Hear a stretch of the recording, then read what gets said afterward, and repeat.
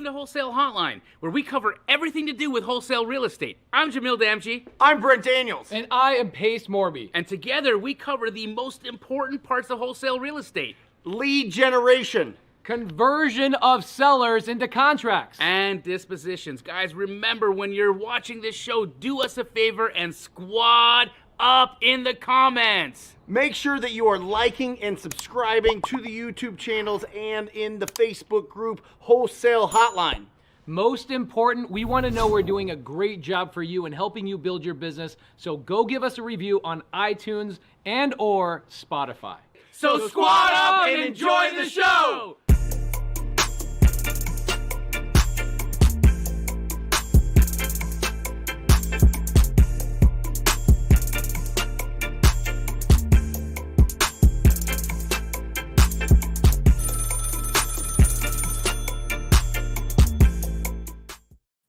Welcome to Wholesale Hotline number 103. We're going to crack this thing open with a quote from this phenomenal book by Gary V, 12 and a half. It's on page 25. It says, rewiring your emotions takes time. Start by surrounding yourself with optimistic people and limit interactions with people who drag you down mentally. And I love this part. Fill your ears with positivity through podcasts and videos 24/7, 365. Welcome, everybody. I am Brent Daniels, Mr. TTP, and I am here with...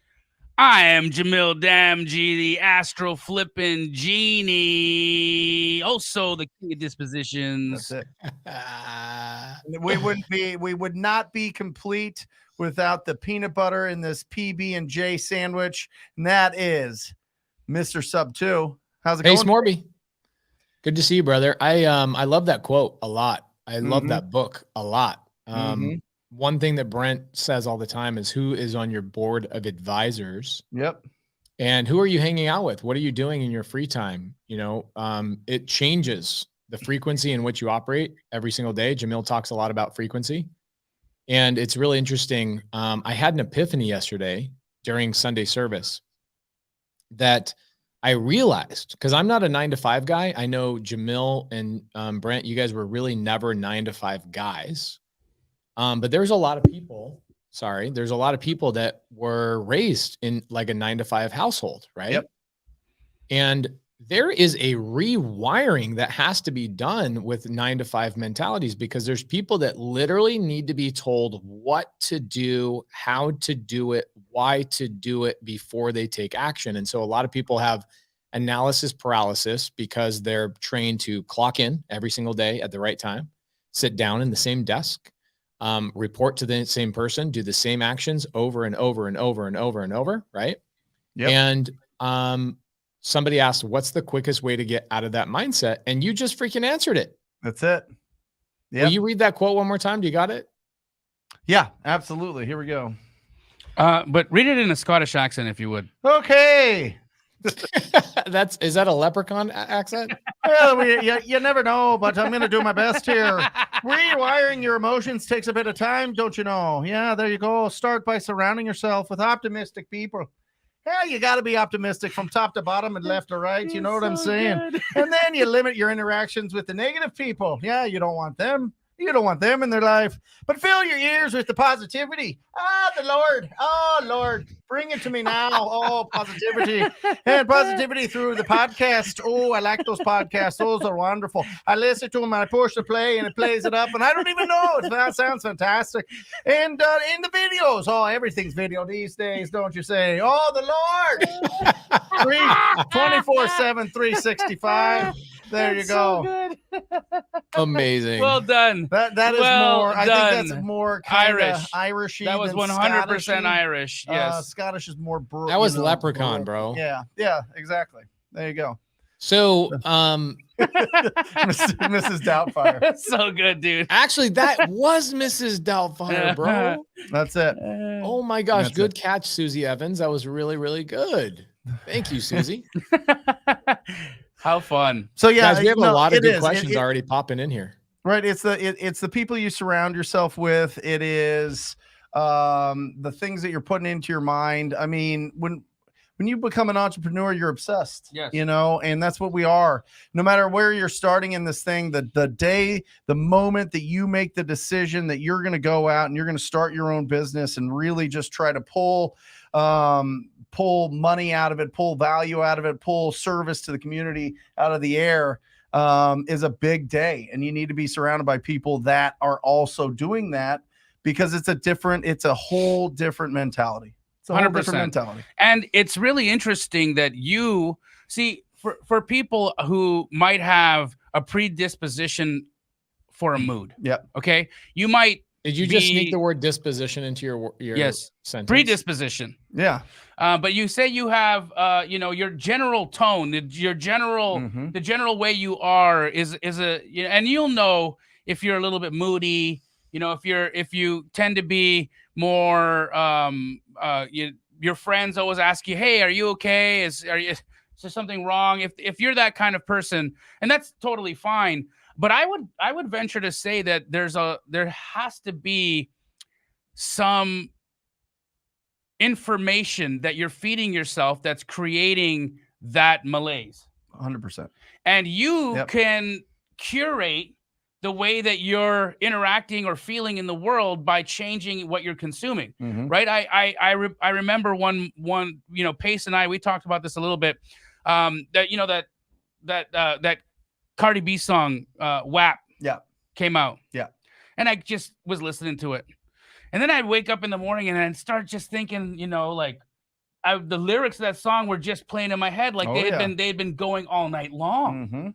And I woke up with that in my head and I thought to myself, holy crap. Yeah.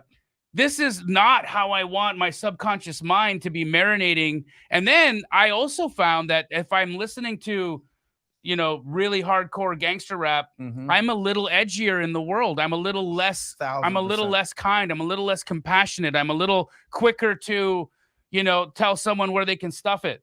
And that's not helpful. That's not putting me in anywhere positive. That's not allowing me to build relationships and create bonds with people. Well, look at any show that's about business. Right. It's all greedy people, cutthroat people doing real shady things, or they're just low emotion, nothing. Like, I can't watch a lot of dramatic shows or anything. Like, it bleeds into everything. It bleeds into the subconscious, into the words that I say, or whatever else. So you really got to protect what you're putting into your brain, for sure.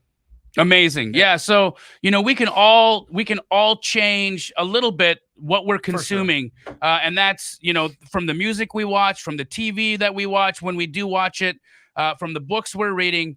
Thank you for sharing that. Yeah. Gary Vaynerchuk is an inspiring guy, and I love the words he's written there. 12 and a half. Great book. Gratitude, self-awareness, accountability, optimism, empathy, kindness, tenacity, curiosity, patience, conviction, humility, ambition, and his half is kind candor. It's phenomenal. There you go.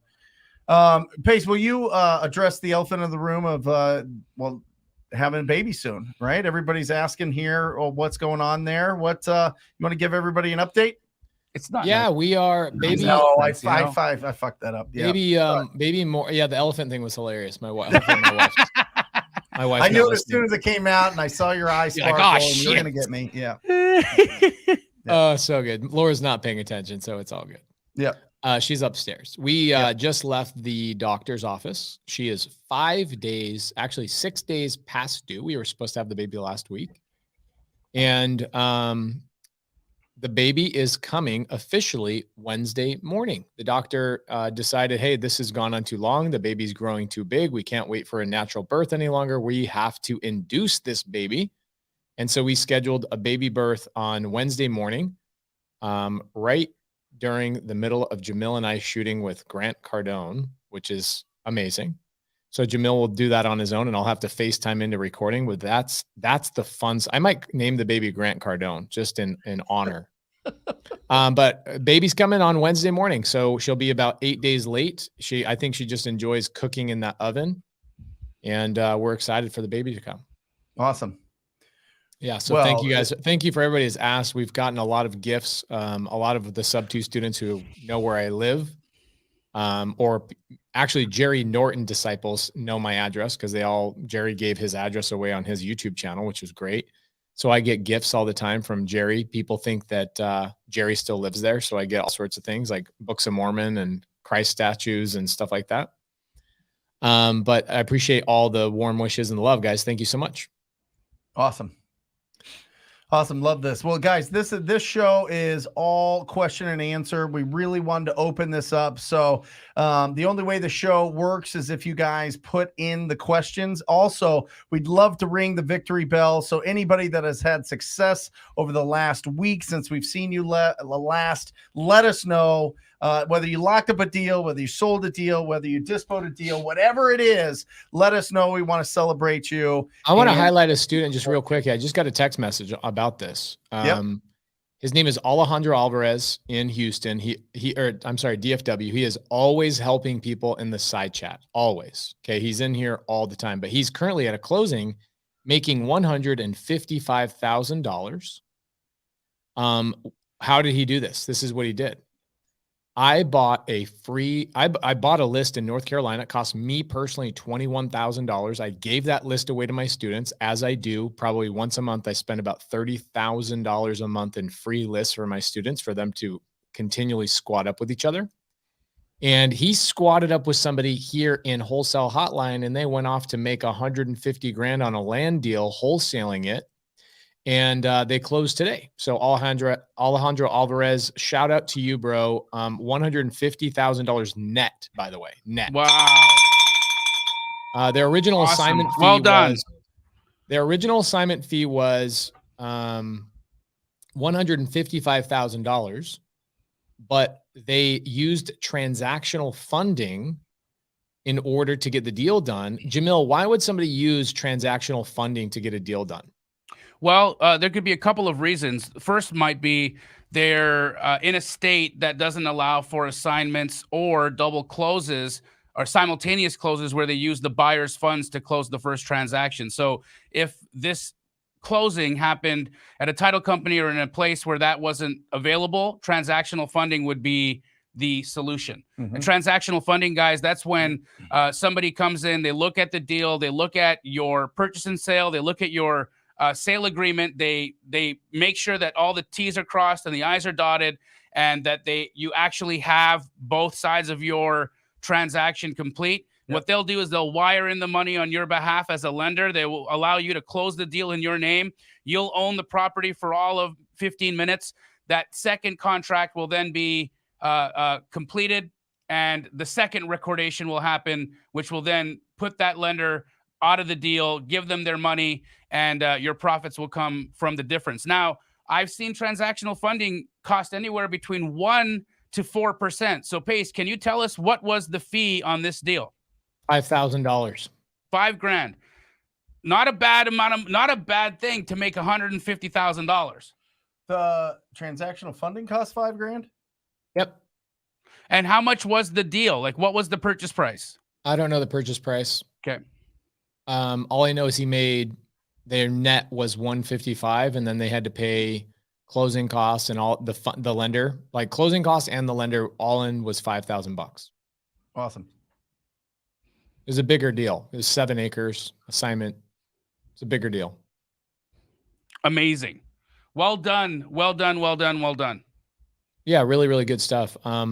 So guys, I'm pointing that out. I wanted to highlight that because Brent is talking about, hey, let's highlight people that are doing a lot of deals. There's a good amount of people in here. Ingrid, I don't know if she's in here. She highlighted that she made $255,000 on an assignment last week. Yep. And she sold it to one of our boys, right? Yep. One of your guys that you trained up. He's crushing it up north. Here's what's funny about that. She reaches out to me about the deal, and I go, I don't have time to look at that. Send it to somebody else. And I send her Jeremy on your team's info because it's a land deal. Yep. And I don't know how she got Luke's info, but she ended up selling it to Luke, I believe. Yeah. Well, Luke and I made cold calls together for 2.5 years. He would, every deal we split 50-50. He did phenomenal. And now, I mean, they're developing all over the place. They've got an incredible real estate portfolio. They're doing it the right way. They're keeping it lean with their business so that they can put their money into their investments and really grow it for the long term. So compounding is really going to affect them for sure. It's phenomenal. Big time. So I've got a 44 unit multifamily property in Fayetteville, North Carolina, which is one of the markets I'm buying in. Seller finance, $5 million, $100,000 down, which is 2.5%. 2.5% down on a $5 million acquisition. Pretty amazing. I've got one of those deals going on. And speaking of North Carolina, Jamil, can you read this from where you're at? Yep. Yeah. Christina, how you doing, Christina? She's a sweetheart. She said, I just bought a flip from Miles Barrio. Guys, Miles Barrio, amazing. Another fellow sub-2 student. It's a fire property. $60,000 purchase price. There's $100,000 in renovation budget. ARV is 265. I comped it last week on Straight Outta Compin'. Christina, congratulations on buying that flip. Not only did you get your hands on a great property, also you did a deal with another sub-2 student, Miles Barrio, who is not only a friend of the show, but a friend of all of ours personally. And we couldn't be prouder of you. So good. She's using a private money lender. Wow, this is even better, guys. This is where when you have the excuse that I have no money, I can't get this done without any resources. Christina is exemplifying here how she puts this deal together without any cash. So she gets a private money lender, $0 out of her pocket. She's sharing the entire process. And where will she be sharing this? Well, go on Christina Solara's Instagram. She's hashtagging it called Flippin' Fireproof. So if you guys are on IG, go follow the hashtag Flippin' Fireproof, and you'll get updates of how Christina is. Awesome. You know what's interesting is a fire damaged fix and flip is one of the most advanced types of projects you can do. And Christina, kudos on you for having the bravery to get out there and take on a deal like that. I'm excited to watch your progress and for you to knock it out of the park. Good job. Yeah, keep us posted. Awesome. Yeah, I love that. Her first deal was assigning a sub-2 deal to me. 0% seller finance deal. She assigned the deal to me. It was a triplex in Fayetteville, North Carolina, because she knew I was a buyer there. That was her first freaking deal. And she's done multiple deals since then. And here she goes. She's got she's got a triple digit flip in the process, bro. Dang. Wow. Okay. So Denise, I like this. She says, I recommend joining a mentorship for sure because they can help you join and scale your business. I'm an Astro student. Jamil can teach you how to work smarter, not harder. Guys, I tell you, I spend a lot of time with Jamil. He teaches me how to work smarter all the time. Jamil and Brent, I'm curious, are you guys currently paying for any education or masterminds right now? Yeah. Yeah. I just wrote a check for $30,000 for a mastermind. And what's interesting is the person who's running that mastermind, Mr. Cody Sperber, for those of you that aren't familiar with him, great guy. Yeah. He, over the weekend, had Pace and I, met Pace and I out in San Diego, and just at a breakfast, opened doors to guys that are doing business in the hundreds of millions of dollars, guys that are doing huge syndications and really, really creating massive opportunities for wealth. And I can't stress this enough, guys. When you're in high level masterminds where people are just doing a level of business that could be uncomfortable for you, put yourself there. Pace and I have routinely grown out of masterminds. And I think that that's a fantastic thing to happen, right? You get into a mastermind, you meet the people that are there, you do as much business, as much networking, as much relationship building as you can. But then there's a point. There's a point where the people that are in that room can't help you grow anymore. And that's when you have to then level up into a new one. And so what Pace and I have been trying to do is we've been trying to put ourselves in masterminds where we're the worst guys in the room, where we're the ones that everybody's kind of like, oh, who are the noobs? Yeah. You know, and that's where you want to be. You want to be uncomfortable. You want to be around big hitters, because that's what's going to level you up into a new game. Well, it's the whole analogy of you start with like a styrofoam cup and a seed, right? Yes. That thing grows only so far in that styrofoam cup. You have to repot it, and then it grows bigger, and then you have to repot it and grows bigger. That's what you're talking about. 100%. Yeah. I find, you know, what if you don't have a cup at all? What happens to the seed? Yeah, it blows away in the wind. Pace. It goes to drop shipping. I believe. Yeah. Anyway, so what about you, Brent? Are you in a mastermind? I just got back from Tulum. I just got back from the Multipliers Mastermind. There was 3 guys that I met there that started with other people's money. Just found good opportunities. They just found opportunities, and they put together like a presentation to people that they knew had money, and we're like, hey, listen, I can get this deal done. Will you be the money person for it? Yeah. And ended up building these syndications and exiting the 3 of them combined for $45 million real cash money after 3 years of being in real estate. Incredible. You know what I mean? So, it really, it's one, I think going into that, you have to go into it understanding what your strengths and weaknesses are. And I find that when you go into and surround yourself with incredible people, that's somebody that's adding something to what you're already doing. You know Correct. what I mean? I like staying focused. I love what I do on a daily basis, but they can add in different ways. So it's really, I am part of 5 different masterminds. Yeah. I'm part of a secret super duper one with Scott Oots. Yep. Mm-hmm. I believe we all are. It's like an invite only. It's very inexpensive actually, but it's limited to only 50 members, people that are operating at a very high level. You have to get invited. That's number 1. Number 2, we are part of Avengers, which is expensive, but I can tell you, I already got all my money back in our first hour of being in the room, because here's the difference. There's other people I'm sure that spend that 30 grand to go into a mastermind, and they don't actually go up and leverage relationships, and they leave going, oh man, I didn't learn anything today. Guys, I literally go to masterminds with the sole intention of not learning shit. What I want to do is I want to go meet people that are doing big things, and I want to stand next to them, and I want to go to dinner with them, and I want to be around them and hear their conversations and hear the types of things that are coming out of their mouth. We all 3 are part of the family mastermind as well, which is a really good mastermind. When Brent Daniels ran his mastermind with Todd Toback, I was part of that, but I don't know if you guys are making a comeback on that or what. Nah. No. Okay. So, Nah. I'm part of Astro Flipping Mastermind. Yes, you are. Yeah, it's a good one. And then I'm part of my own, right? We grew our own, and we change it and we upgrade it every quarter, which is awesome. But I personally feel like masterminds are the ultimate Costco, right? I tell the analogy all the time, like, why would I pay to go in? I used to criticize this actually. Like, why would I try and learn things in a mastermind that I could learn on YouTube? And it's such an interesting concept, because I now am so, like, we meet Pete Vargas the other day, right? So check this out, Brent. What a stud. 3 years ago, Jamil and I go to Vegas with the sole intention of going to 10X to feel what it felt like to be in that room and the energy that 10X actually creates. Because Jamil and I Grant Cardone deal? Yep. Yeah, Grant Cardone's event.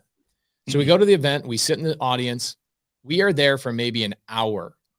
And we're there for only an hour because we got exactly what we needed. We did not intend to see Pete Vargas speak, but we saw Pete Vargas speak. We felt the energy in the room, and we told ourselves, one day we will speak on that stage on 10X. We will provide so much value to the community that they will demand that we have to speak on that stage. Number 2, we will work with Pete Vargas one day. Okay, so check this out. Jamil and I have reached out to Pete Vargas. We have met with Pete Vargas face-to-face. We saw him the other day in front of Grant Cardone's opening, and we told him, you're a big hero of ours, but all he looked at us as were fanboys, which is perfectly fine. It wasn't until he saw us inside of a mastermind that he took us seriously. Yeah. He sat next to us at Nobu. He then he talked to us the other night for 3 straight hours as peers, because we were in the same mastermind as him. He invites us to dinner Tuesday night, and he says, I want to put you guys on more stages, and I want to talk about getting you guys on the 10X stage with Grant Cardone. None of our dreams were going to be a possibility until we could pay to open up that door and have conversations, because the reality is everybody is vying for these very high level people's, their time. Mm-hmm. And how do they know you're serious or not if you're just the guy that's like, can I take you to lunch? Can I stop by your office? Can I ask you questions? Hey, can I DM you and just ask you tons of questions? The only filtering mechanism that I know about is pay to open up the door. Yep. And 5 years ago, I would have laughed at myself. Now looking at this, I'm like, why didn't I do this when I was early in my 20s? Why didn't I invest in myself? Instead, I just tried to work hard, not smart. And stroking checks, opening up doors was one of the biggest things for me. So, however, the reason why you guys are here on Wholesale Hotline is you guys are, a lot of people in here are budding seeds, and the first cup that your seed is being planted in is our Wholesale Hotline community. So welcome to our amazing community. Let the people in the side chat be the fertilizer. Let the people in the side chat be your water. I can tell you there's a lot of people doing a lot of deals in here. Okay. Medium Wave Dave is one of them. Tyler Townsley is another one. I see a ton of students in here that are doing 10 plus deals every single month. TTP students, Astro flipping students, sub 2 students are here. They are trained. They have additional resources that most people don't have. And they're here to help you in the side chat. So make sure that when you guys are here in Wholesale Hotline, we're going to get to more Q&A stuff, but make sure you are taking your time and squatting up in the comments, because hundreds of thousands of dollars every single week are made in this free podcast that we created for you guys. So let's get to some Q&A. What do you guys say? Yeah. Carrie asks, hey fellas, love what you're doing. Would you suggest virtual wholesaling for newbies who are living in markets like Seattle? I feel like I'm running my head into a wall trying to get momentum. What do you think? Well, I want to answer this in a couple of parts. Okay. First and foremost, Carrie, I'm going to call it out.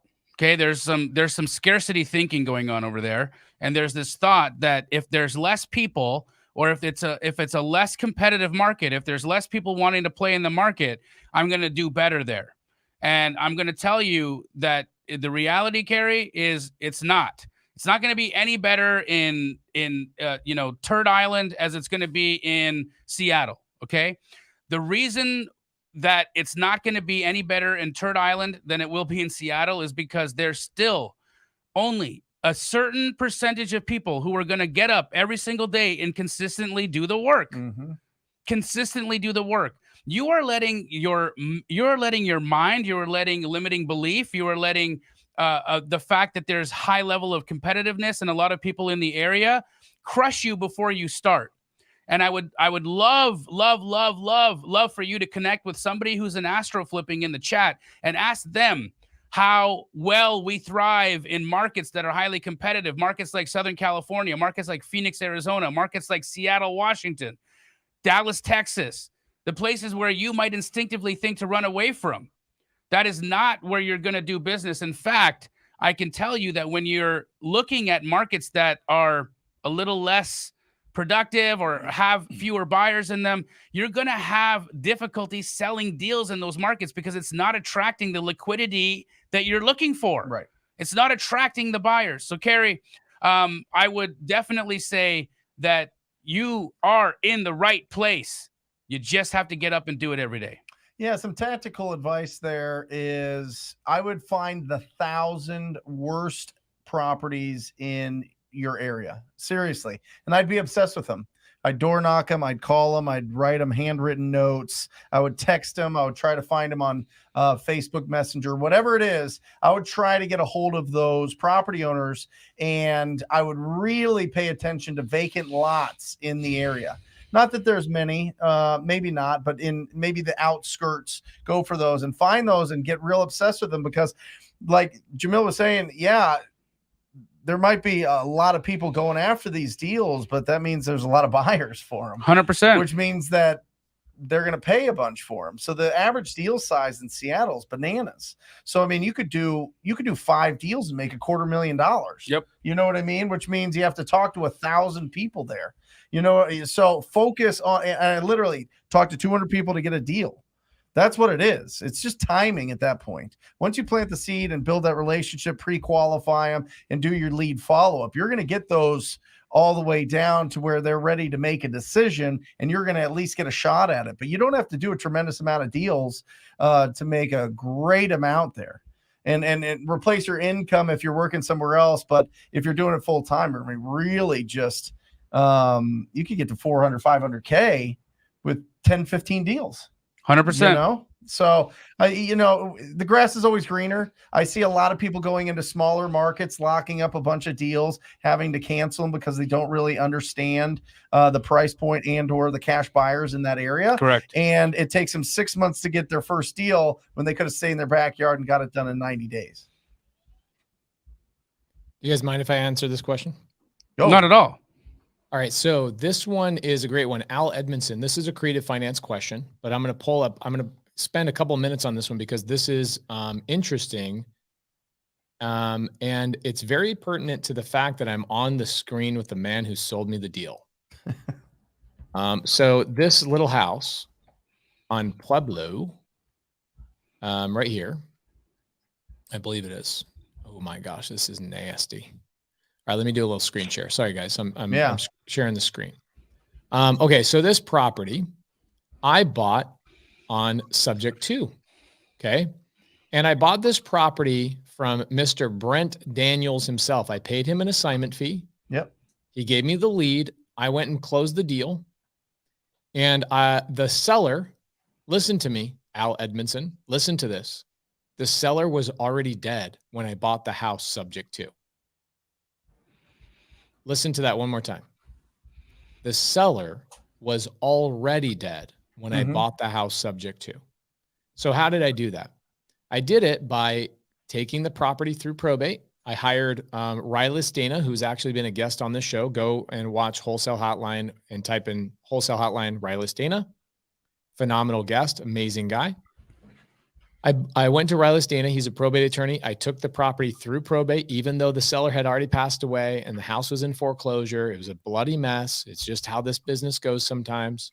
I then paid the heirs, or the people that were inheriting the property, $500 to let me take over the payments of this house. Okay. $500. I take over the payments of this house from somebody who's passed away. So what do I continue to do?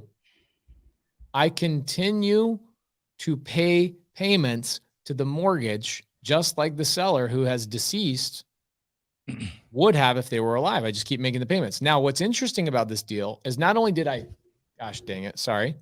Not only did I buy it subject to, but I then went and sold it on seller finance. Okay, so here's the numbers on this just real quick, if you guys don't mind.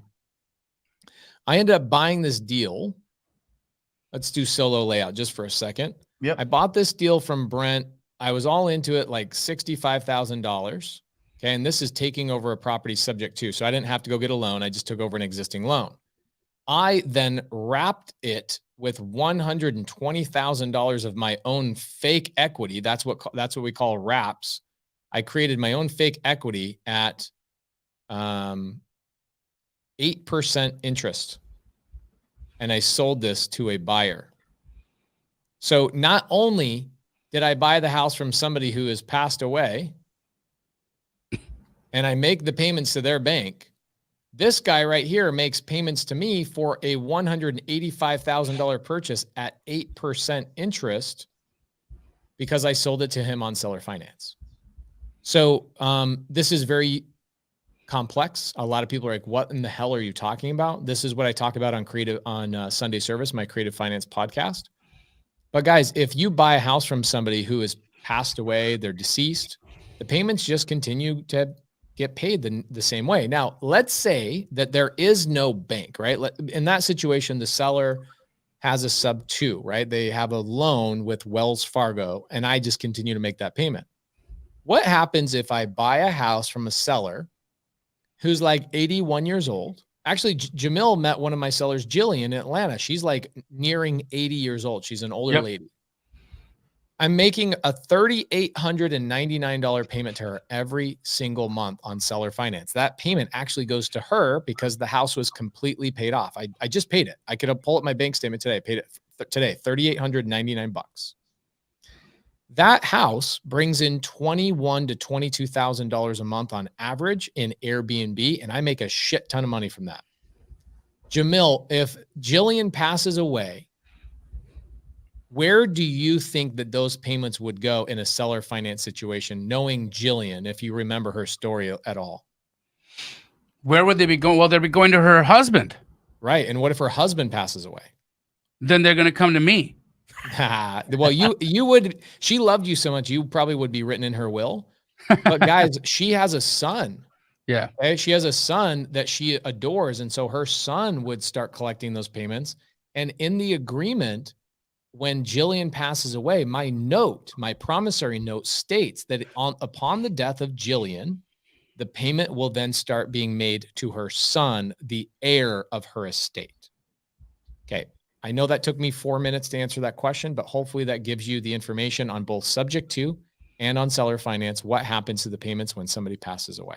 The best part of that story, Pace, is you talking to the daughter, and she's all, not really sure what's going on. And you're like, well, can I go in and see the property today? And she's like, I don't know. We got to find the key or whatever. Without missing a beat, Pace goes, I'll just break a window. It's no problem. And I did. Yeah. It was a Friday. Brent has all his Brent opens his office on Fridays to his students. That's right. And one Friday, Brent calls me up and he goes, hey, you want to come hang out with my students? I was like, absolutely. So I go over there. Brent's acquisition guy, Eric, had a lead. It was a foreclosure. And his acquisition manager goes, hey, Pace, there's no equity on this deal. Do you want to buy this as a sub 2? I go, yeah, let me call the seller right now. So I jump on the phone with the seller. The seller's like, I don't think we have access to the property. I go, that's never stopped me before. I'll just break a window. Don't worry, I'll pay for it. The reason why I said that is because I had TTP students with me and I was like, I want to take you guys out to the house and I want to show you guys how to sign a sub 2 contract in person.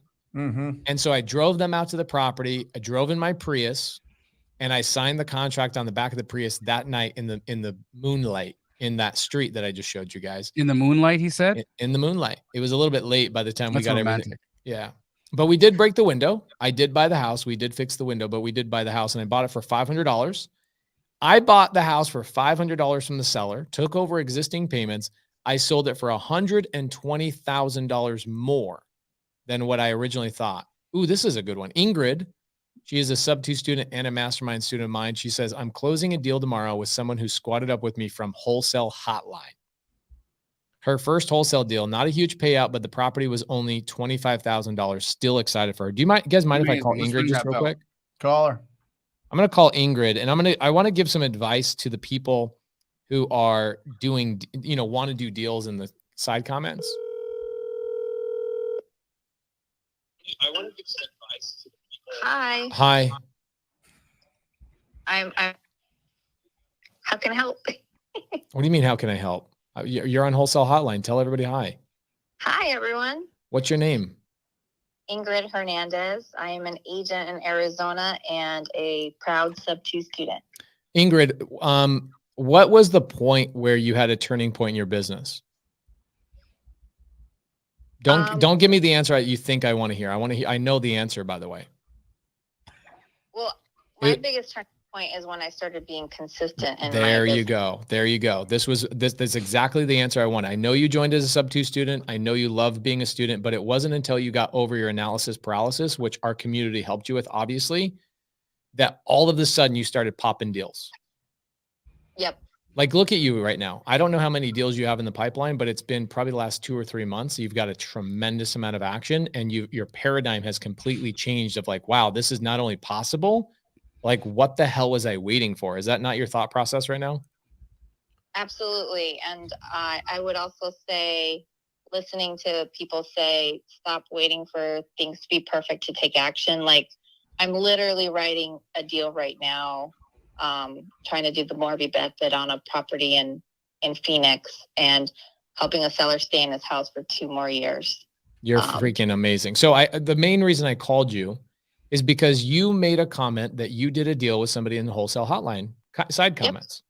Yep. Mm-hmm. Her name is Sonda. Okay, She's Sonda. actually an agent in Arizona as well. Okay, so all these people, we've got 500 people plus are watching Wholesale Hotline right now.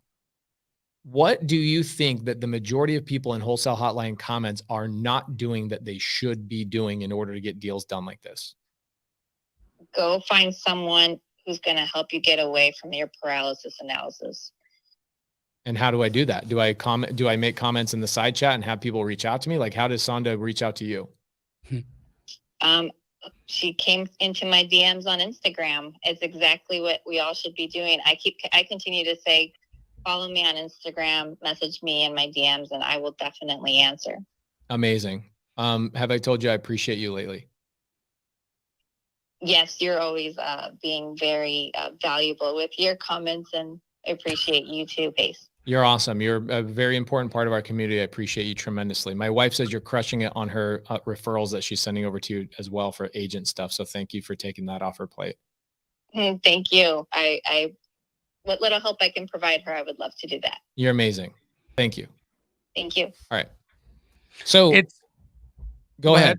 You go ahead, brother. No, I was going to say, I listening to what Ingrid has to say, and then also seeing a lot of the comments that I've been reading in the side chat right now, mindset is still the number one hurdle that, we can talk about assignments. We can talk about double closes. We can talk about private lenders. We can talk about subject to, we can talk about wholesale fees. We can talk about appreciating markets. We can talk about competitiveness, mastermind, syndication, all of the things, triple digit flips. Right. But what's really happening, the difference, the line between success and failure is what's happening in your head. Yeah. And we, as people that are, the thought leaders in this industry, how are we charged with helping that situation? Because personally, I know for me that it wasn't until I changed the way I thought and felt that my life started to change. Yep. And you're a very optimistic, positive person. And Pace, again, the mind that Pace has is just, almost robotic and perfect. Like he's so, like, Pace is like an assassin the way he thinks. And that is evident in the way that he lives. I would love to hear your guys' thoughts in the side chat. Would a mindset mastermind, something that where we could get community members together to help facilitate new ways of thinking and new ideas, would that be something that people would find valuable? I'd just like to hear the opinions out there. Bro, my personal opinion, I thought about this morning, and I was thinking, why isn't there a mastermind, like a mindset mastermind, to help people overcome that? It's literally the most glossed over topic in any business whatsoever. It doesn't even have to, it could be orthodontics. It could be whatever, hairstylists. People are afraid of getting out of their own way or don't even know that they are in their own ways. And the mindset stuff is crazy. I mean, just going back to the 9-to-5 mentality, people don't know that they've been trained to be locked into being told what to do. And so the reason why they have this analysis paralysis is not because they're weak. It's because society has trained them to be a worker bee.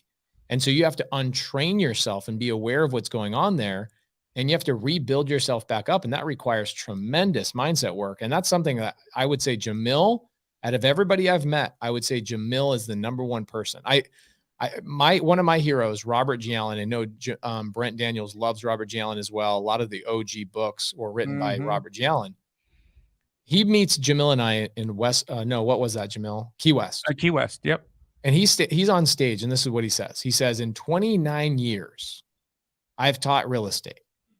And what I realized is that after 29 years, every single person that does fails not because of technique, not because of resources, not because of their birthright, not because of the color of their skin, but 100% of people that fail at anything, it all comes down to mindset. And if he could have gone back 29 years ago and made a larger impact, he said the only way he could have done that is he would have changed his education to mindset, not real estate technique. Fantastic. Well, I think a lot of people need permission. Yes. We're kind of like raised needing permission for stuff. Right. Go here during these times, spend this amount of time doing these things that we want you to do, whether it be school, whether it be a job, whether it be anything. You know what I mean? So to break out of that and be like, wait a second, I've got 24 hours every single day, and this is the only day that I'm guaranteed because I woke up today. And what am I going to do with this time that I have here? Well, somebody's got to tell me what to do, because I can't just do it whatever I want. I can't have control over my time, but you can. You get permission. I'll give you permission right now. You have permission to go out there and make a dramatic impact into the real estate community by finding ugly houses and helping people get rid of those ugly houses and give them to people that want to make those ugly houses beautiful houses. Keep it very simple, right? That's how you start. And there was a great comment earlier on this about, I'm just starting in wholesaling. Am I in the right place? Absolutely.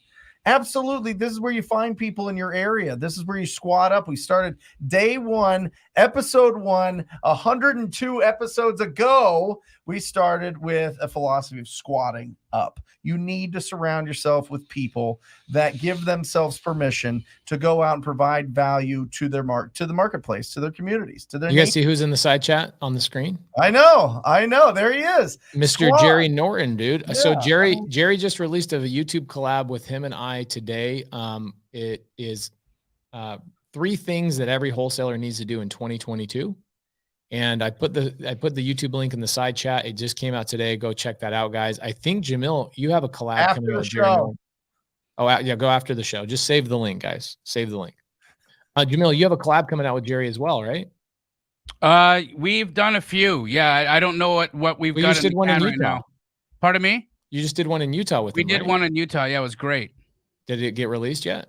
Has not been released yet. Okay, well, you got an upcoming deal there. Guys, Jerry Norton's going to be being a guest as an upcoming guest pretty soon.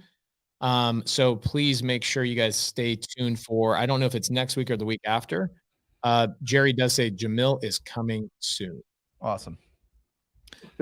So you guys were talking about, is this the right place to learn? One thing that's interesting about Wholesale Hotline is, if you guys remember last year, we actually started from scratch as of like, what is wholesale? What is a wholesale contract?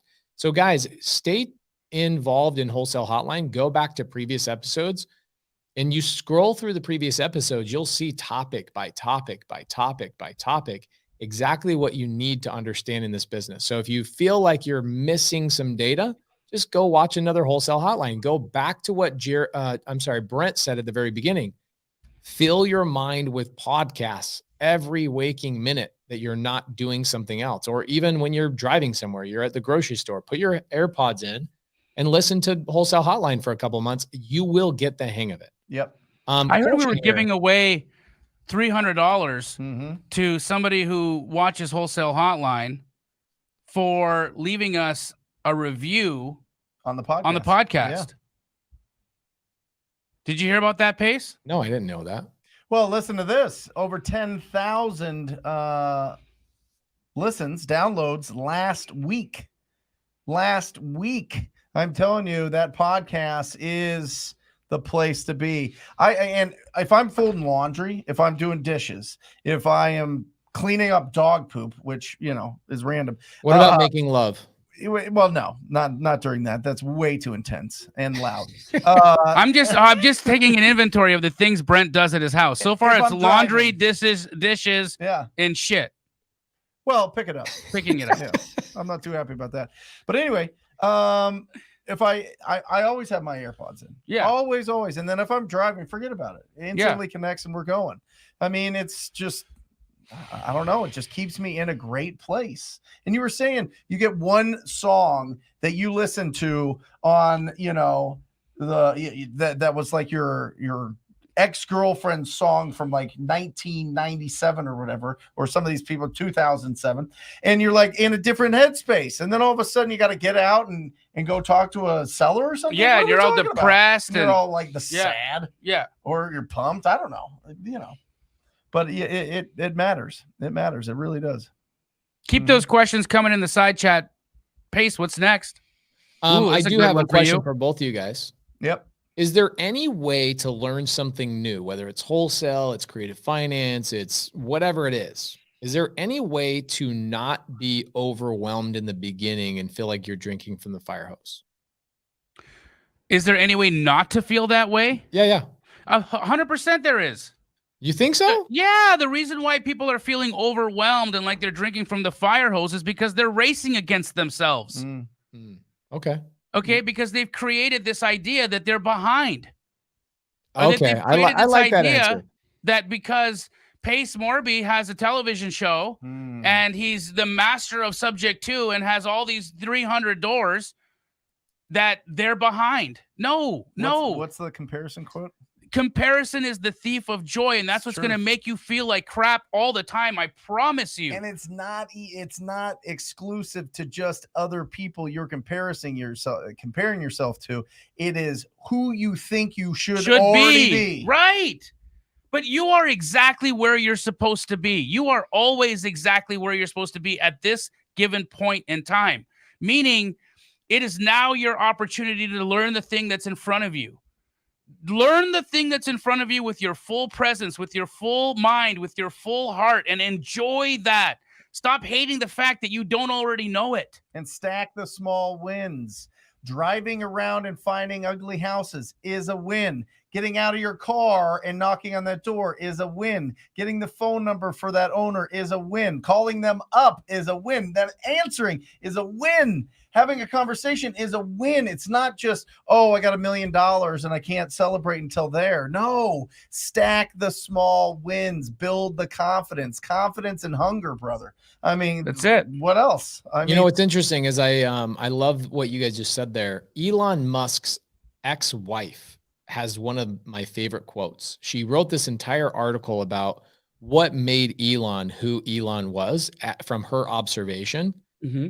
It was a really interesting article. My wife sent it to me and she was just like, this is what I think it takes to become a billionaire, is this type of personality, and It was a really interesting read. But the quote she said was this: it's not who you are that holds you back. It's who you think you're not. Mm-hmm. And so when you start comparing yourself, that is the only thing that's ever going to hold you back. It's not who you actually are that holds you back. It's who you think you're not. Like, I'm not that guy.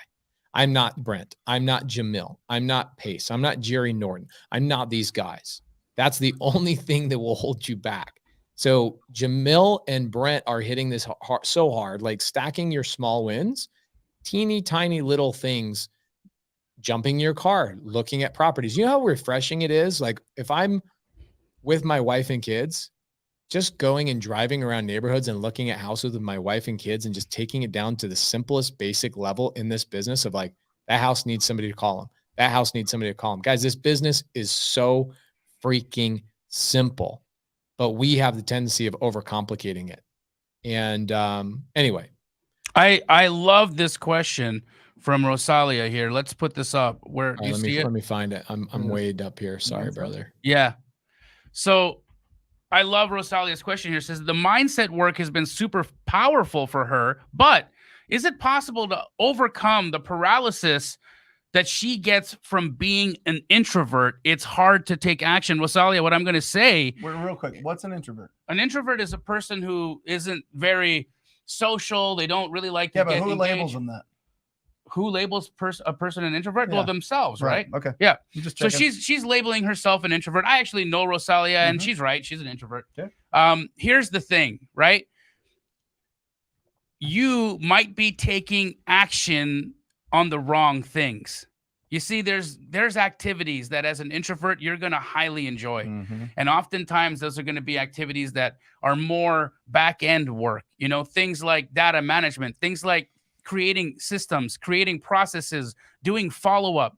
My business partner, Hunter Runyon, is the epitome of an introvert. He and I did 50 deals together before we ever spoke on the phone.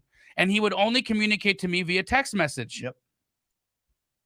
So I'm saying again that even as an introvert, you have to love yourself enough to give yourself permission to do business the way that's comfortable to you, to do it in activities that are working and worthwhile and enjoyable to you.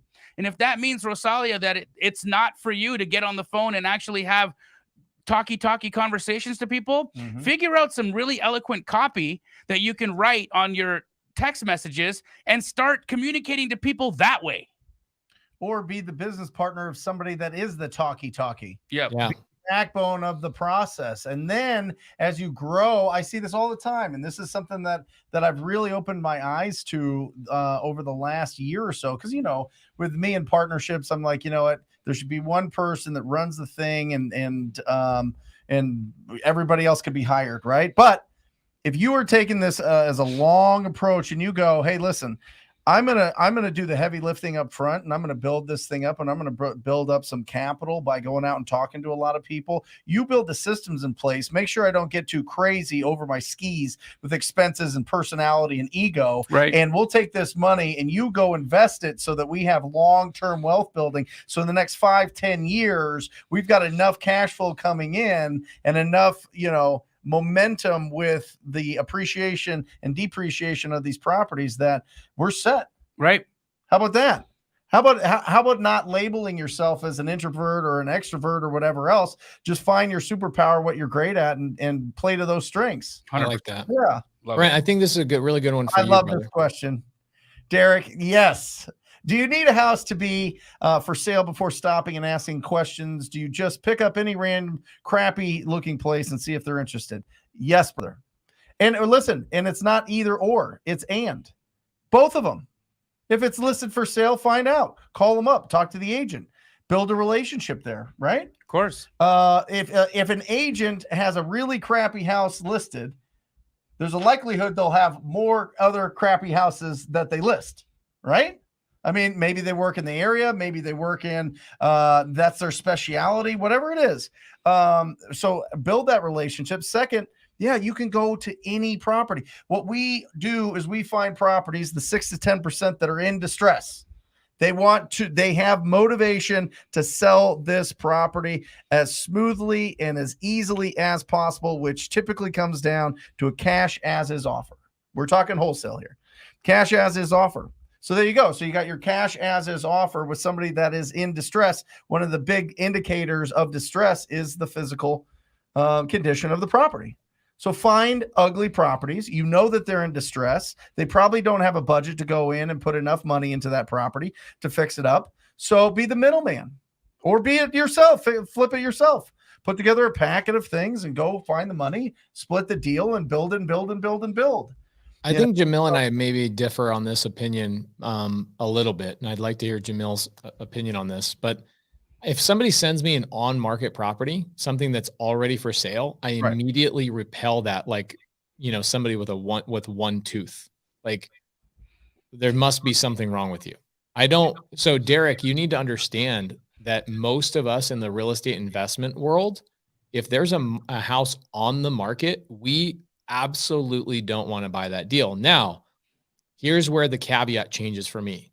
If the property has been for sale for a long time and they're struggling to sell it, I then am interested in a conversation. But if it's probably the first 4 months of a listing, don't send that shit to me. Right. I want to have nothing unless it's locked up way lower. Unless the agent made a mistake. Yep. Right. But in that situation, no agent's going to tell you, hey, I made a mistake. Do you want to buy this deal?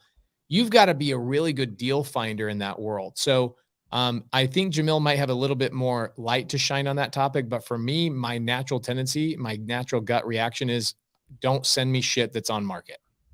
I do disagree with you in that. And it's only because I have made so much money from properties that have been listed on the MLS, either brand new, fresh listings that are really good deals, and they're, there's a lot of action on there, but I have a relationship with the listing agent and I was able to lock it up and wholesale it over what it's listed on at the listed for on the MLS. Also, I've made a ton of money on deals that have just been sitting on the MLS overpriced. And after a significant amount of time has passed, having an honest conversation with the agent about them having an honest conversation with their seller, and then locking that deal up significantly below MLS list price and being able to knock it out of the park. I just did a deal that was listed on the MLS for 40 days and I made a $75,000 assignment fee on it. $75,000 for an on-market property listed 40 days. Well, Ryan Zolin, who I do the Millionaire Before 30 show on Thursday mornings, 10 a.m. on the Brent Daniels YouTube channel. That's how he gets all his deals. Yes. I mean, most of his deals come off of the MLS. Okay. So let's be clear here though, guys. Yeah. Let's be really clear here. We're not talking about sellers who are trying to sell to a homeowner, right? That have a fully renovated house. No. Not fully renovated houses, no. Okay, let's be clear here, because I get a lot of shit sent to me. Or hopefully really rough. Okay. The uglier, the better. Let's make sure that's clear here, because if I get so many people that go, hey, I see this house on my street. They just put it up for sale. Do you want to look at it? No, I don't want to look at it. It's fully renovated. It's even furnished. They staged it. I want to have nothing to do with that property. It's on Airbnb right now. It's funny because when I'm on Straight Outta Comping, of course I'm just running and doing comps, and I always tell a story of a property right when I pull it up, right when I pull up a property, and I can say, okay, let's look at the number of days on market. Let's look at the price. Okay, let's look at the number of times it's been viewed. We can determine a story of what's happening here within 5 seconds. That even tells me if I should spend more time comping. Then the next thing I'll do is I'll look at the pictures. And now, like Pace just described, we've got a brand new kitchen. We've got luxury laminate flooring in here. What the hell am I doing comping this house? Right. Start getting intuitive. Start understanding what we're doing. And that'll save you a lot of time.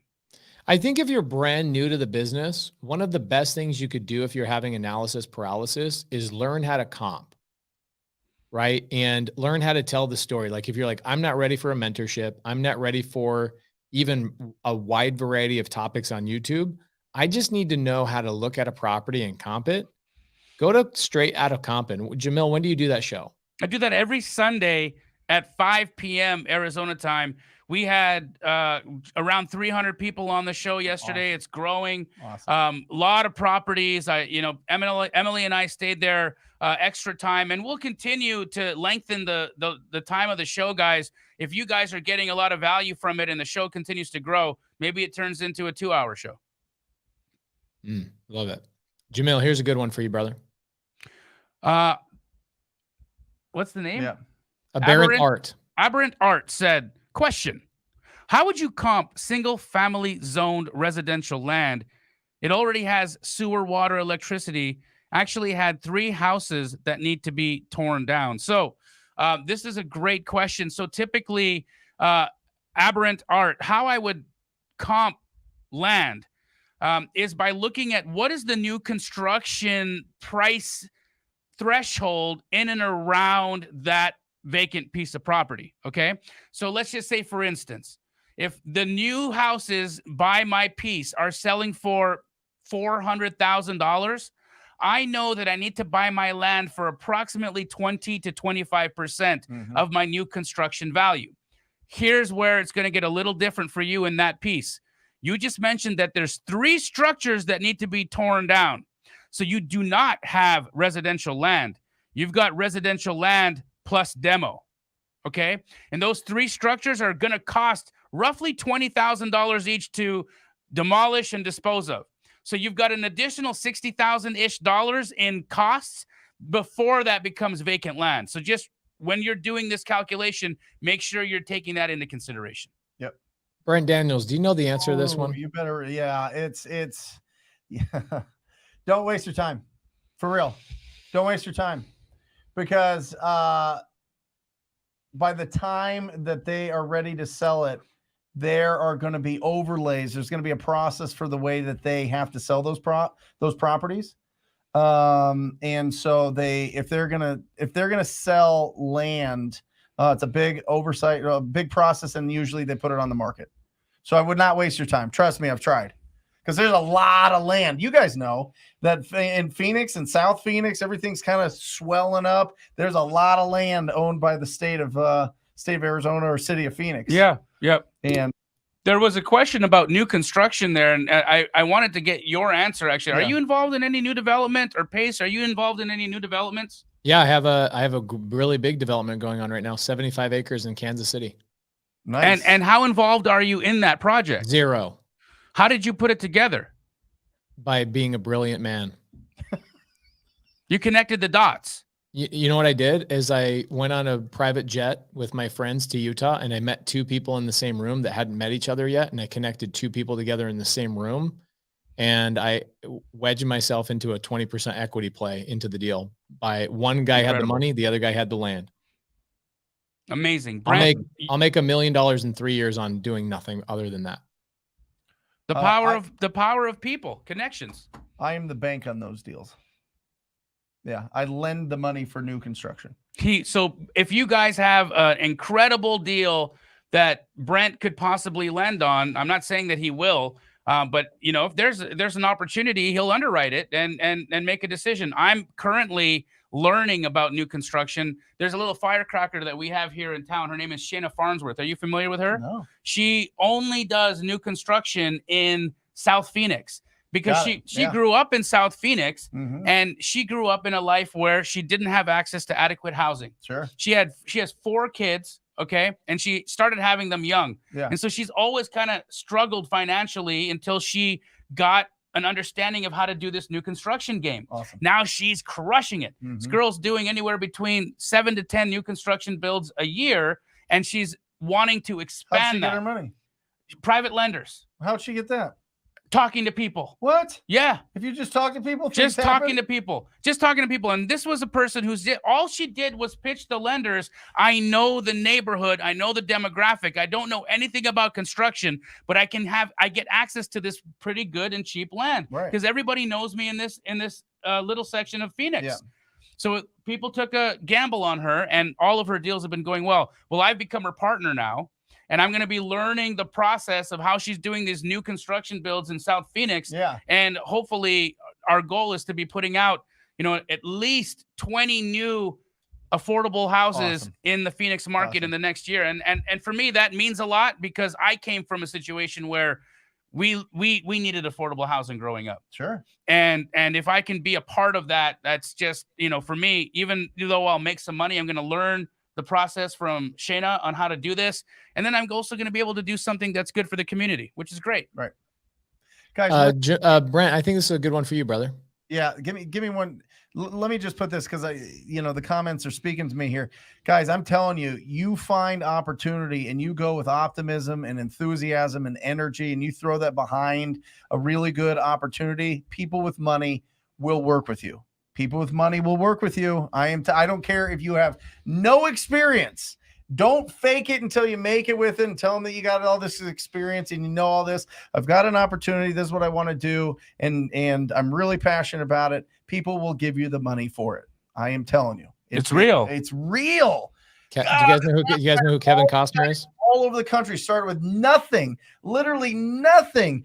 Multi-millionaires because they just kept rolling it in and kept finding opportunities by picking up the phone and calling mobile home parks, calling really rough apartment complex, calling vacant land and developing it, building self-storage. All this stuff all starts with you just being brave enough to pick up the phone and call somebody and find opportunities and then bring it to somebody. Yep. Wholesaling is fantastic because wholesaling brings income in. Wholesaling has dramatically changed my life forever. I mean, got out of a ton of debt that I put myself in and changed it forever through getting that income coming in. It was real. And then it's off to the races from there. You don't always have to sell those deals. Right. You can be a part of those deals once you start building that network of people up that want to do ground up construction, want to develop, want to fix and flip, want to change communities because it's something that pulls on your experience. Right. It's phenomenal. Russian Eskimo says,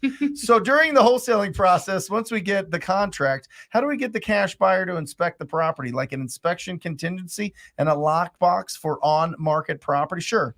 I mean, it just depends. So first of all, fantastic. Is that a picture of him? I feel like that's Trump. Is that Trump? That's it looks Trump.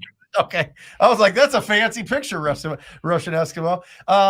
Yeah, once you put that deal in front of your cash buyers, believe it or not, the really, really, really experienced ones already know it.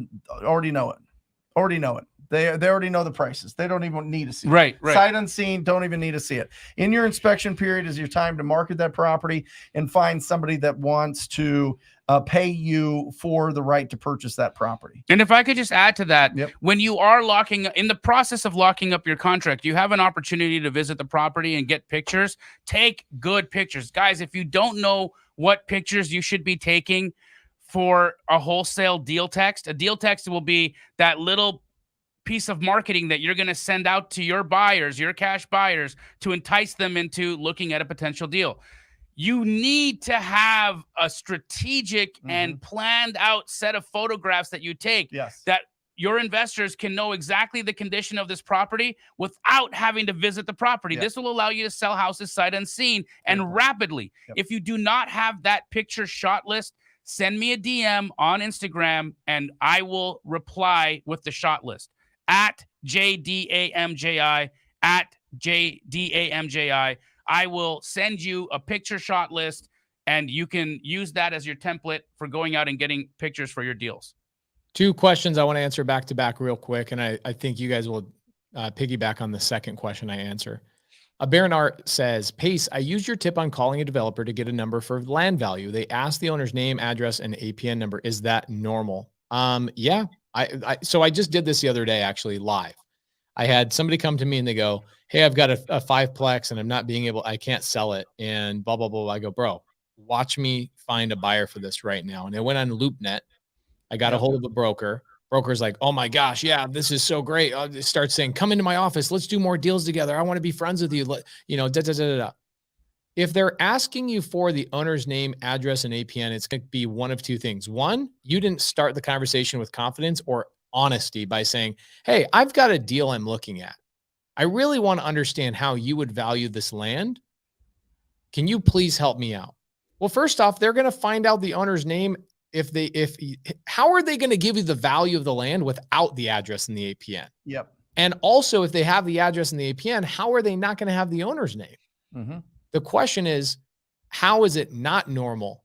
It is 1000% normal. Great question. Your buyer's not trying to go around you. I'm going to tell you something right now. The only people that will ever go around you on a deal are wholesalers.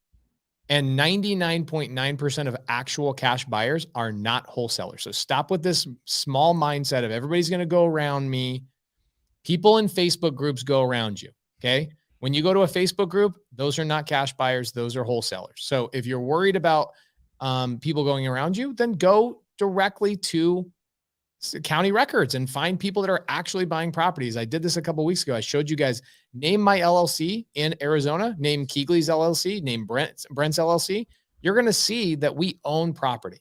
So if you're reaching out to somebody that doesn't actually own property, chances are they're probably a wholesaler, which is fine. Wholesalers, I sell deals to wholesalers who wholesale deals to end buyers. That's perfectly fine. But if you're just trying to get value from an actual buyer, make sure they actually own the property. So great question here.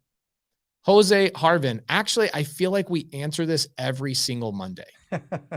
And I feel like we answered this at the very beginning of this podcast for a very long amount of time regarding mindset, how the majority of people have analysis paralysis. So Jose says, no one answers this. Why is the failure rate so high in this industry? Here's first and foremost, most people fail at any industry.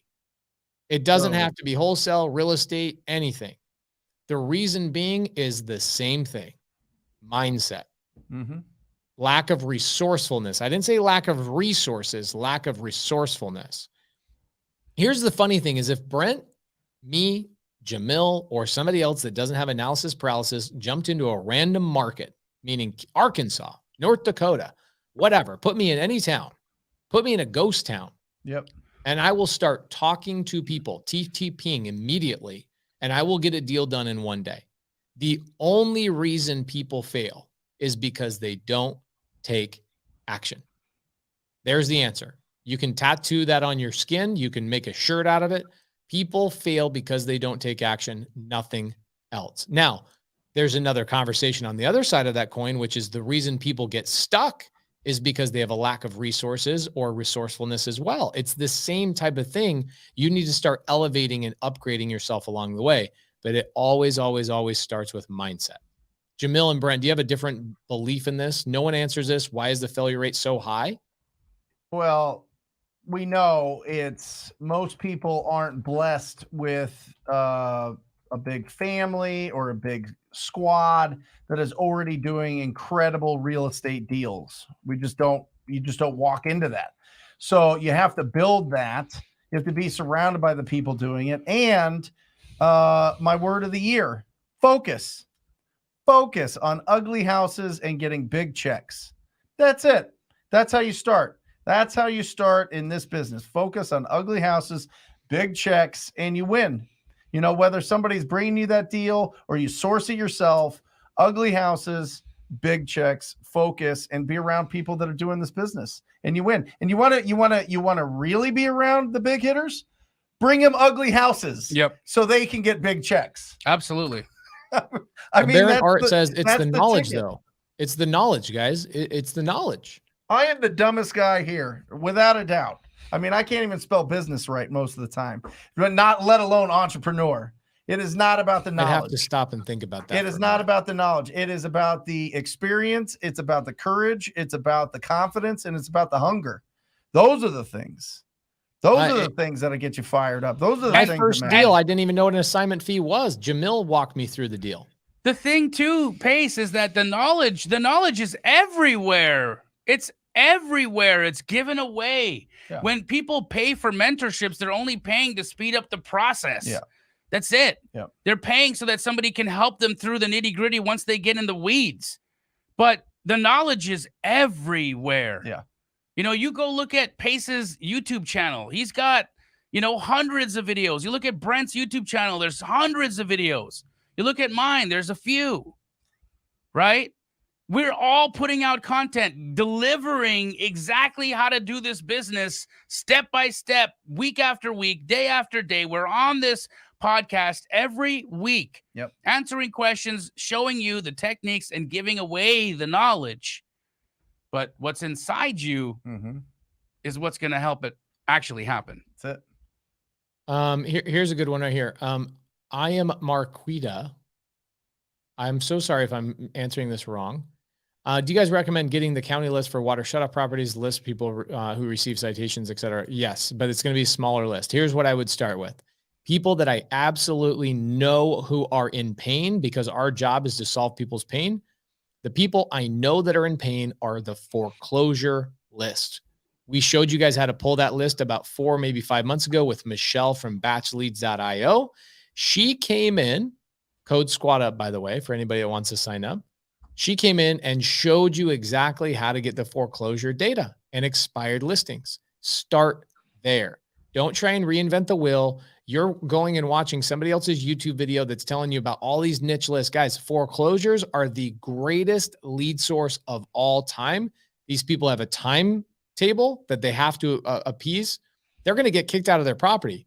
This isn't something like, hey, my house is my overgrown weeds. Those things are obvious signs of distress, but the one that is 100% guaranteed is foreclosure. Go to the foreclosure list. Stop wasting if you're brand new and you're starting to generate leads right now, focus on foreclosures. Focus on foreclosures. Stop trying to go any other list unless you've gotten some deals and some momentum. Foreclosures, foreclosures, foreclosures. Good job, Exis Times. I've been having a conversation with this gentleman in my Instagram, and guys, deals are happening. Yep. You can message any of us with an opportunity, and we will help figure out how to connect the dots. I connected him with the Ellsworth family, who are out in Idaho doing all kinds of deals. In fact, Greg Ellsworth, who Pace you are partners with, just closed a deal with an Astro student and got a $10,000 check. Wait, when was this? Just last week. Awesome. I did? Your partner, Greg Ellsworth. Oh, sweet. Yeah. He's my old partner, but yeah. Your old partner, but they're out in Idaho doing all kinds of deals. Mm-hmm. Yeah, they basically, our partnership, we had an operating agreement that stated we were going to buy 50 properties together with Creative Finance. We did that, and then once we accomplished that, Greg's like, I'm out. I'm going to Idaho. Idaho's popping. And they went into like rural Idaho and they have too many deals. That's the problem in rural Idaho. Too many deals. Yep. Which is great. Ooh, this one's a good one, Jamil. This one kind of reminds me of your first deal that you ever did. Yeah. So JC Wholesale asked the question, do I need to show the end buyer and or his attorney my contract between me and the original seller? So JC, I'm going to fill in the blanks because I think that there's a little bit more needed in your question here. What I think JC is asking is, if I assign my deal to an end buyer, am I required to show my end buyer my original contract? And in an assignment, Yes, you are. That buyer is entitled to know what terms and conditions they're being assigned. Right. Now, JC, if you sell your property not by assignment, but by another contract, a B2C contract, essentially a double escrow, if that's the way that you're going to do the deal, then you do not need to show your end buyer or their attorney the contract between you and a seller. That's why the double escrow is used when people have a huge spread between the price they're buying a deal for and the price they're selling a deal for. Also, sometimes that's used if, for instance, a seller might have a negative opinion about you selling the deal off. People will sometimes use the double close just to keep everybody happy and not stir the pot. But what I'll also tell you, JC Wholesale, is that process will cost more money. So if you are doing an assignment, you have to share that contract with the person you're assigning the deal to. And if you have worries about doing that, then you can possibly do a double close and avert that situation entirely. Love it. Real quick, Pace, great question. I just got to ring this. You know what I'm saying? Ring this. Santiago Luna. Santiago! Great job, Santiago. Great start buying his first flip March 2022. 50K, 35K, 25. Incredible.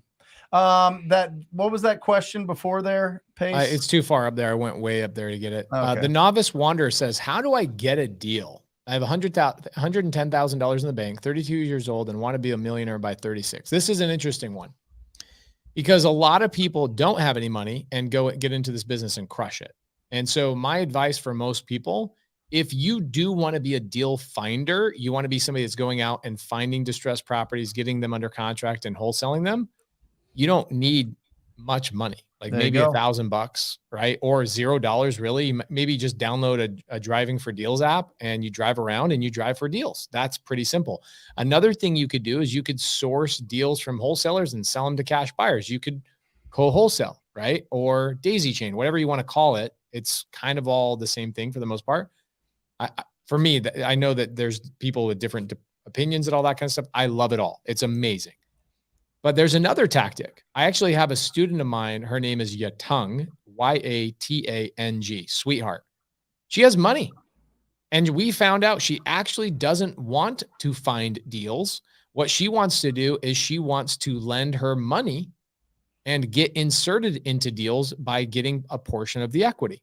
Yep. So it depends on what you want and who you are. This is where people get lost. Is I would find somebody novice, maybe a mentor that will give you a one-on-one and break down your individual situation. Because if I had a 30-minute conversation with you, I would inspect your whole life. I would understand and go, you know what? That 110 grand, why don't you private money lend that out for 6 months? Focus on generating leads with distressed property owners. You're never going to need that $110,000 to build a wholesale business. There's the answer. You'll never need that. Use that money as a lender. Use that money as maybe inserting yourself into bigger deals. But definitely don't ever be the person that spends $110,000 trying to get a deal. Save $109,000 of it. Maybe spend $1,000 on some software and some other things. Do you guys have any other opinions of that? And I think that's a great piece of advice that you gave them, Pace. Again, at the same time, anybody that is looking at this and the thing that I want to point out here is that you're still so attached to this result of yours. I need to be a millionaire by 36 that you're going to create so much anxiety for yourself in the process of doing this. I mean, first and foremost, if you want to get into wholesale, fall in love with wholesale. Mm-hmm. Fall in love with real estate. Fall in love with understanding how to determine value and the process of using these amazing contracts and instruments that we use to transfer control of a deal from one person to another and then can extract money from that by doing that. These are the things that need to get you excited. And if that doesn't get you excited, maybe actually wholesaling isn't for you. Maybe fixing and flipping is for you. Maybe being a private lender is for you, like Pace had said. So I would say the first thing you need to do is really dive in to this whole process, dive into this world and see, does this get you excited in the morning? Mm-hmm. Are you just so enthralled with real estate and understanding this process that you can't stop learning about it, if that's the case, it's for you. Yeah, and that's beautiful that you said that. Putting a timeline on it at 36, I get it. I mean, you need to have some sort of goal, target. Yeah, sure.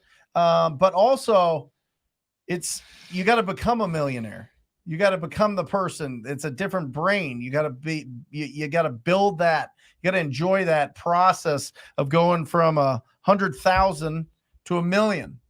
And so what work do you need to do there? We could tell you every single marketing technique, ways to close the deal, how to build your cash buyer database, the big 3 there, right? We could give you every single step, show you exactly how to do it, handhold it. But if the mindset's not there and the squad's not around, it's not going to happen. The fact that you have 110 grand in the bank in the first place, already tells me there is something different about you. It is not easy to gather $110,000 in the bank at the age that you are, right? And so let me first just congratulate you for being the cool motherfucker who got $110,000 in the bank. Now what we got to do is figure out how we're going to 10x it. Yep. Here's a good question. Do you guys do in-person classes here in Phoenix? Oh, the good old days before COVID. Remember all the times we'd be hanging out at the TTP office and do these events and hang out and do these little like pop-ups and stuff. And Jamil, you remember that auditorium you fed everybody Chick-fil-A and all this amazing stuff? Guys, we used to do a lot of in-person classes. I used to do this thing. Oh my gosh. Oh, Steve Trang's meetup. Oh my gosh. We used to do this thing in my office every Friday. I had a 26-foot whiteboard and I would cram people into my office and I would fill the whole whiteboard up with dry erase marker all the way down 26 feet. And it would take me 2 or 3 hours and you couldn't even move. But COVID changed that, guys. The game changed. And so a lot more people have gone digital. I would love to do an in-person event. I don't know what that would look like because a lot of people are like, well, I want to do it for free. Well, here's the problem with doing for free. If Jamil, Brent, and I did a free event, you know what would freaking happen? We'd have 600-700 people show up to this thing and it's going to cost somebody money. I don't know, man. I don't know. Do you guys want to do an in-person event or should we just do? In fact, what I really want to do is a 3-day mindset intensive where the 3 of us collectively bring our mindset heroes and the things that we do ourselves to curate the most incredible minds in wholesale and creative real estate and share our strategies and share not our techniques on lead generation, okay? Because who cares? You can get that on Wholesale Hotline. I'm talking about really figuring out how to change what's going on between the ears. How would you guys feel about that? Would you guys be interested in doing something like that? Pace, Brent? Yeah. Oh, yeah. I love it. Can you do a real estate convention that's affordable? I've told you, I've probably done, Jamil and I traveled the country where we pay our money to come talk to you guys. Like, I don't know what more affordable that is. We've never charged for the going around the country and hanging out with people.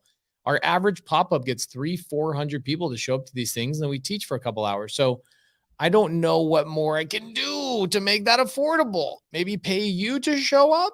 I don't know. My mastermind is only available to my existing sub-2 students. I don't market it. It's not available. People ask me all the time, how do I join your mastermind? Not available to you. I'm not selling it to non-sub-2 students. So if we did a mindset Zoom or a mindset intensive, Jamil, we'd have to charge something. Otherwise the space is it's not going to be free. Look, here's the other thing is that when people aren't invested, at least minimally into something, they don't take it seriously, brother. Brent taught me one of the most important lessons of my life. He told me it was back in the day when I would drive people around in my Prius, which is so funny because nobody remembers this shit. I used to drive around every Saturday and take people on trips in my Prius and take them to appointments, take them to my houses, take them on appointments. I made a name for myself in this industry by doing shit for free for people. And then Brent shook me one day and he says, you need to understand something.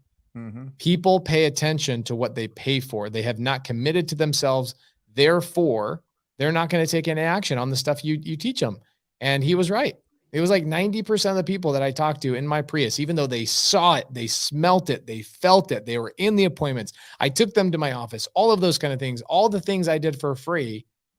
The majority of those people are not even in this business anymore. It's hard to get an ROI if there's no investment. That's interesting. Yes.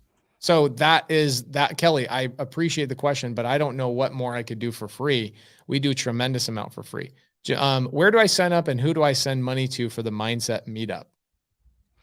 I'm seriously going to put something together, and I'll be communicating with the two of you guys to get some alignment on this, and we'll figure this out. This isn't about making money on it. To be honest with you guys, I want something transformative. I want to have 1,000 caterpillars come into a space, and I want 1,000 butterflies to leave. I love it. Can I, do you guys mind if I promote something? Not at all. Knock it out, brother. It is free. And I'm going to teach you guys something magical. Okay. We did this a couple of months ago, but it's backed by popular demand. It is teaching a child how to get a deal. So my son Asher got his first deal a couple of months back. We did it live and we're going to do it again. Let me pull this up and, oh, wow. Okay. Check this out. I'm going to share this just real quick if you guys don't mind. I'm limiting it to 500 people. Okay. Because it costs me money if I open it up to more. And look how many registrations I have for this already. Amazing. Okay. I opened it last night. So I have 43 registrations open. I'm going to give you guys the link in the side chat. Okay. But shouldn't you just let them be kids, Pace? Shouldn't you just let them be kids? Why would we teach our kids this stuff? Shouldn't we just let them go and play video games? And actually, I did get a lot. I got a lot of those comments last time. Do you remember? Did you see those comments? Yeah, of course. People are just let the kids be kids. I'm like, yeah, let's let the kids be kids, play video games and do stupid shit all day long. You know what? I wish my parents taught me how to get deals. Shut the hell up. Anyway, I'm teaching. My wife is going to teach my son and anybody else that wants to learn. It's only 2 hours. It's a Sunday, March 6th. You guys can see it on the screen right here. I'm going to give you guys the link in the side chat right now. Amazing. It is limited to 500 people. That means there's 37 spots open right now. If you guys want, I'm going to open. Here's the thing: is it costs me $1 per registration. Okay, so I'm going to open it up to another 100 people. I'll spend $100 to do this, and my wife's time. She'll have a 30-day-old baby by the time this happens, and she's going to be running my household and all that kind of stuff. My wife, who works maybe 10 hours a month, literally my wife works 10 hours a month, makes roughly $25,000 a month on 10 hours a month. The last time she got paid a juicy check, it was like, I don't know, 8 or 9 grand. Where do you think she found the deal from? Keegley. So my wife's going to show you guys how to do a couple of things like that, of how to find a buyer like me, and then how to find where the deals are. And within 2 hours, my wife will show you. Otherwise, I'm going to give away $1,000 to somebody in the audience if my wife can't get a contract in less than 2 hours on a Sunday evening at 6 p.m. Incredible. Okay? When is this? March 6th. March 6th. Bro, she's having a baby in like 2 days. Yeah, she's having a baby in 2 days. So she's going to teach that baby how to do a deal live. Yeah. Laura, while breastfeeding. Make the baby do it, dude. While breastfeeding. And I'll make sure she shows her boobies on camera for anybody. It will get everybody there. Oh, there. You're there? You're down? Yes. Right. Yes. Guys, I'm not trying to turn my wife into some like slave or something. My wife loves this business. She's always finding deals for us. My wife she's the best. She's the best. But she'll make 25 grand a month. Yep. By just sourcing deals for us. So guys, if you want to watch that, I opened it up for another 100 people. It is completely free. I don't have anything to sell. It's not creative finance. It's just, I'm a cash buyer here in Phoenix. My wife is going to show you guys in less than 2 hours for free how to find a buyer and how to find somebody who has a deal, connect the dots, make $5,000, $10,000. You have zero excuses. Okay. And we're calling it Teach a Child How to Get a Deal. Love it. Love it. Guys, yes, Facebook user. The link has been posted so many times. It's an AirMeet link. It's Here, I'll put it on the screen, you knucklehead. Holy moly. I got to fly into your house and show you the link is in the side chat. I'm going to give you a noogie and scratch the top of your head, you knucklehead. The link is in the side chat. My wife, actually, you know, what's funny is my wife does not know that I have volunteered her for this because my wife is ride or die, bro. She'll do it 100%. What do you got for us, Brent Daniels? Well, first of all, guys, we make sure that you are checking out Wholesale Hotline on iTunes, on Spotify, wherever it's at. Love to get, we had 10,000 last week. Would love to have 12, 15,000. And we're giving away a cash prize next week to somebody who reviews us on the podcast. By the way, we will do that. Matt, you're in charge of that. You find that review and we'll find that review. Tomorrow. We'll put that money out. Okay. Guys, go leave the review right after Hotline tonight. Go leave us a review, and one of you is going to win a few $100. There we go. This is page 194. There are different forms of privilege in society, but the ultimate privilege is peace of mind. And with that, we end Wholesale Hotline 103. We love you guys. Join us on the podcast. Check it out. We have new episodes every day. We'll see you next week. Later, everybody. See you next week. Wait, hold on. What's our show next week? Are we bringing on Jerry Norton? Pardon me? Are we bringing on Jerry Norton? Jerry Norton. Wholesale Hotline. Jerry Norton, Wholesale Hotline next week, guys. Later. Or just say squat up. So squat up and enjoy the show. Yeah. Okay. 1, 2, 3. So squat up and enjoy the show. What are you doing? I didn't say that thing. Why? I don't know. Okay. So squat up and enjoy the show. Cool. I think we should use the one where Jamil doesn't say anything.